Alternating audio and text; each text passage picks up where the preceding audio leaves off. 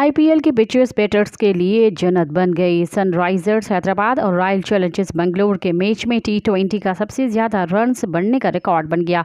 गुज़िश्ता रोज़ royal Challengers Bengaluru को home ground पर Sunrisers Hyderabad ने 25 रन से शिकस्त देकर तकरीबन टूर्नामेंट से बाहर कर दिया है। पहले बैटिंग करते हुए मेहमानी टीम ने 20 ओवर्स में महज 3 विकेटों के नुकसान पर 287 रन बना डाले। ट्रेविस हेड्स ने 41 गेंदों पर 9 चौकों और 8 छक्कों की मदद से जारहाना 102 रन की इनिंग्स खेली। हदफ के ताक़ुब में मेज़बान टीम 7 विकेटों के नुकसान पर 262 रन बना सकी। कप्तान फाफ डू प्लेसी ने 62 जबकि दिनेश कार्तिक ने 83 रन की इनिंग्स खेली। ताहम टीम के मैच जितवाने से कासिर रहे।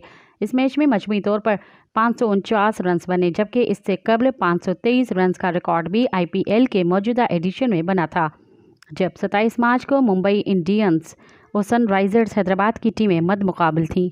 मज़ीद ख़बरनि ऐं तफ़सीलात लाइ विज़िट कयो असांजी वेबसाइट www.awamiNewsHD.com ऐं ॾिसंदा रहो अवामी न्यूज़ HD।